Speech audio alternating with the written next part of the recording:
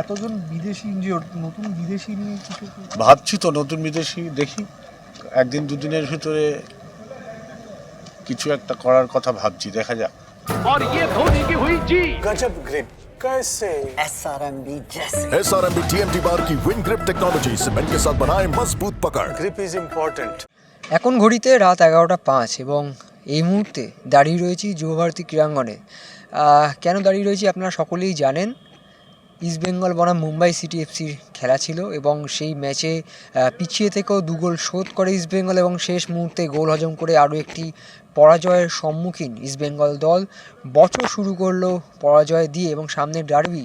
তার আগে এরকম শেষ মুহূর্তে ডিফেন্সের ভুলে গোল হজম করে হার একেবারেই যে ভালোভাবে নেননি ইস্টবেঙ্গলের শীর্ষ কর্মকর্তারা, সেটা কিন্তু আজকে দেখা গেল। আর সেই কারণেই রাত 11টা 5 সময় এই যে ভিডিওটি দেখছেন এখন, সেই ভিডিওটির ঠিক 2 মিনিট 3 মিনিট আগেই ইস্টবেঙ্গল শীর্ষ কর্মকর্তা দেবব্রত সরকার আমাদের বাইট দিয়েছেন। কিন্তু তার আগে যে ঘটনাটি ঘটে গেছে, কেন এত দেরি হলো, 9:30টার সময় তো ম্যাচ শেষ হয়েছে।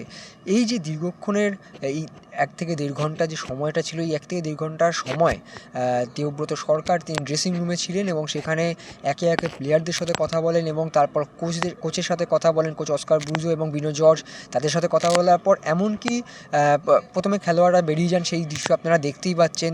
সকলেরই মুখে কোনো হাসি নেই, সিরিয়াস তারা, এবং তারা আজকে কোনো রকম কোনো কথা বলেননি সাংবাদিকদের সাথে। তারা বেরিয়ে যাওয়ার পর তারও 10-15 মিনিট 20 মিনিট পর বেরোন কোচ অস্কার ব্রুজো এবং বিনো জর্জ, এবং সবশেষ ইস্টবেঙ্গলের সিটিও অময় ঘোষালের সাথে দীর্ঘক্ষণ বৈঠক করেন দেবব্রত সরকার এবং তারপরই বেরোনোর সময় গুরুত্বপূর্ণ কিছু আপডেটস দিয়ে গেছেন সমর্থকদের উদ্দেশ্যে এবং সাংবাদিকদের উদ্দেশ্যে। এবং কী বলছেন তিনি, চলুন তার মুখ থেকে সরাসরি শুনে নেব আমরা।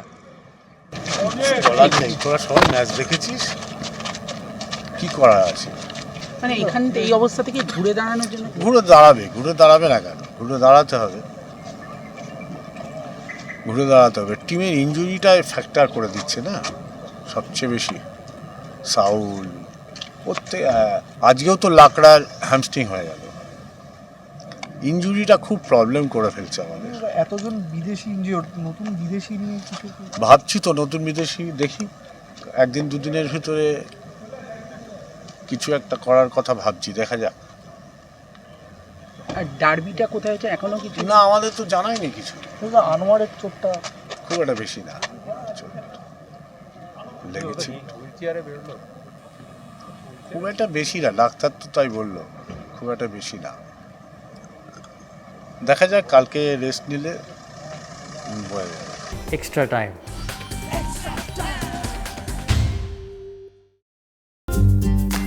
লেটেস্ট নিউজ আর এক্সক্লুসিভ ভিডিওর সঙ্গে আপডেট থাকতে এখনই সাবস্ক্রাইব করুন আমাদের ইউটিউব চ্যানেল। বেল আইকনে ক্লিক করতে ভুলবেন না যেন।